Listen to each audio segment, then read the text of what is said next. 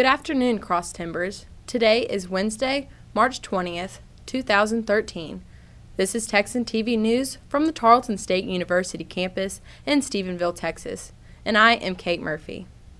In today's headlines, police continue to search for suspects implicated in armed robberies. The Department of Agriculture and Consumer Sciences is hosting the first FFA event of the year. Research on garage sale crimes is published. Glen Rose Community to hold fundraiser for 11-year-old cancer fighter. Recently exonerated man is lead witness for prosecutors in a murder he was originally accused of. Grandmother is convicted of killing her own grandson. Pope Francis asked to apologize. First-seeded Kentucky loses in final seconds, as well as today's weather. In local news, police today said they are continuing to search for two suspects in a string of three recent armed robberies. Lilly Food, Advanced American Cash Advance, and Taylor Petroleum, all on Washington Street, were robbed. Tarleton police also issued a crime alert about the robberies on Monday. Police described the suspects as two African-American males driving a black Mustang with white stripes and wearing dark clothing and green ski masks. They are believed to be armed and dangerous, and the public is advised not to approach them. Call 911 if you see vehicles or the suspects. Call Stephenville Police at 254-918-1273 if you have any information pertaining to this case. You also can call Erath County Crime Stoppers at 254-965-CASH with the information and be eligible for a cash award if your tips lead to an arrest. In campus news, tomorrow, Tarleton will be hosting the first annual FFA event of the year. All FFA chapters in Texas have been invited to participate in the contests and activities. The event is an effort of many of the agriculture instructors and advisors, as well as the agriculture students on campus. Dr. David Frazier, an assistant professor of agriculture and consumer sciences, says he's expecting as many as 7,500 students from across the state, and that event would not be possible without the help of Tarleton agriculture students. Texan TV News sat down with Dr. Rudy Tarpley, the department head of Agriculture and Consumer Sciences, to discuss how the students are getting involved and what this event means for those interested in the ag industry. Can you explain FFA and the event that's going on this week? Sure. FFA is a 90-year-old organization, mainly for agriculture students nationwide. And basically, it gives them the opportunity to have a life-changing experience through leadership. FFA does that through public speaking and parliamentary procedure, working as officers, and for years it helps us to provide leadership for those who are providing for careers in agriculture, to say nothing about technical agriculture skills as well. Tarleton Agriculture provides for events and contests, and those are happening tomorrow, and we'll have over 7,000 FFA members here. Students will be judging. They're going to be judging livestock, meats, dairy foods, veterinary technology. I can't even think of all the different events, but we'll have events all over the Stephenville community, here in the College of Agriculture, across the Tarleton campus, out at the agriculture farm, out at Honeywell Ranch. We're going to have FFA members all over this community.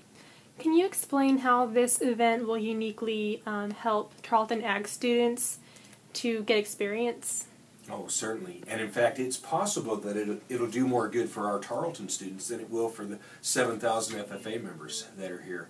We believe in service learning.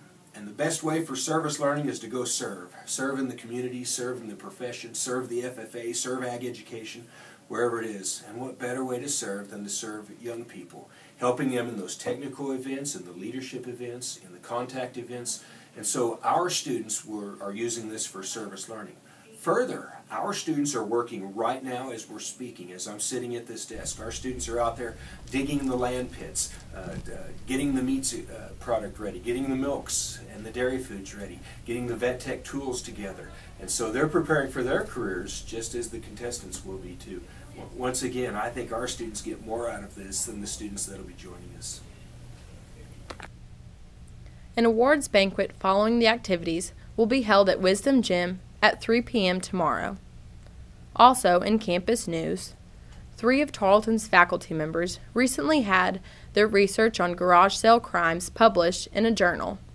Department head James Vardalis, assistant professor Dr. Kendra Bowen, and Shannon Watersbland, an instructor at Tarleton Southwest Metroplex in Fort Worth, researched and created a scholarly paper titled Opportunity, Crime, and the Great American Garage Sale, which will be published this month in the Journal of Safer Communities. In order to conduct the research on this subject, the 3 faculty members sent out surveys to people who were having or hosting garage sales in the Fort Worth area. The research suggested that criminal behavior is more frequent at the weekend home site sales than originally thought.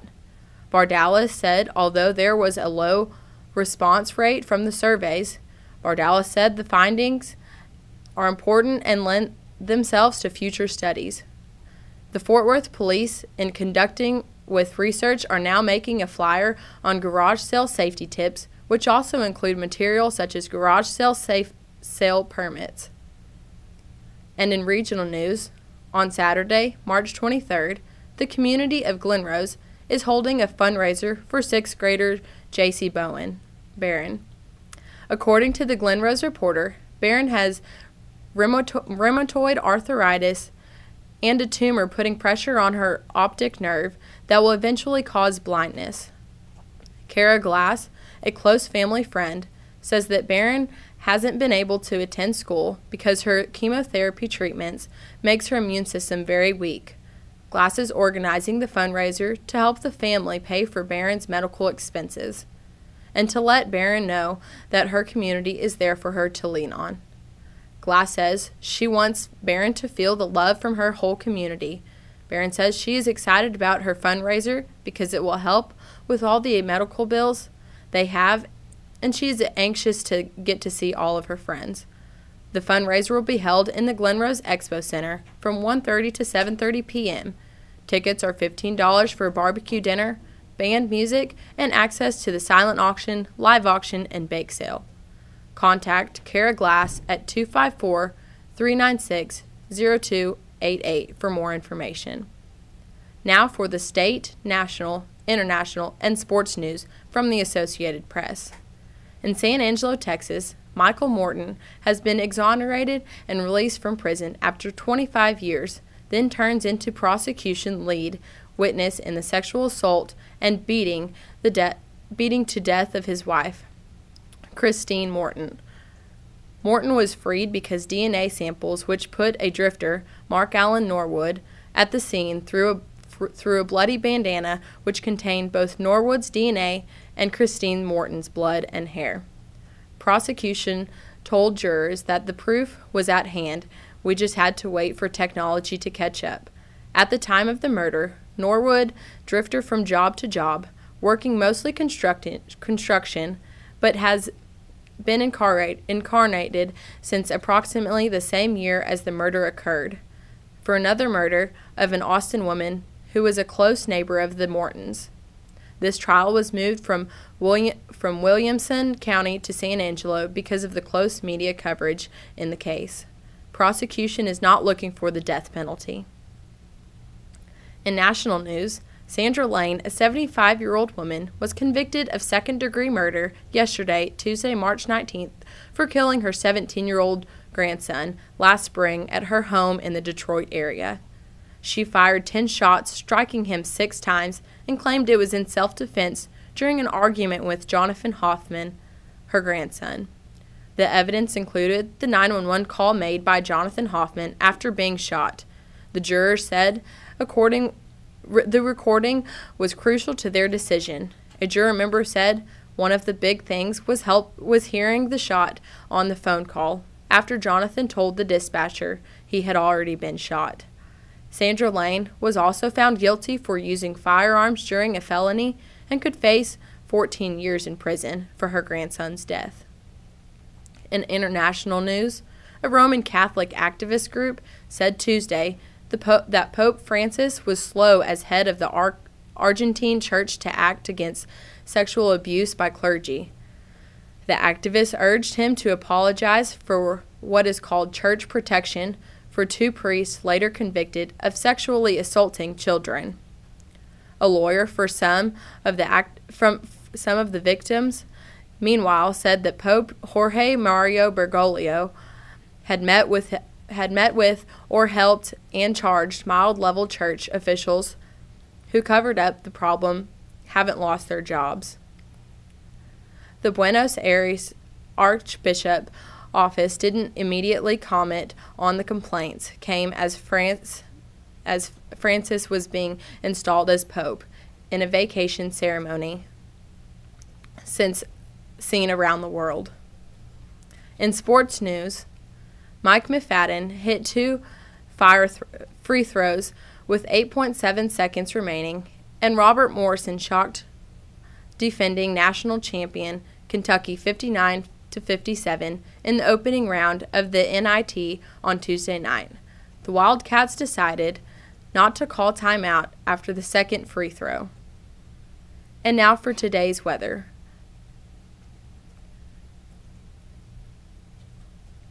It calls for sunny skies and a high of 68 degrees and a low of 48.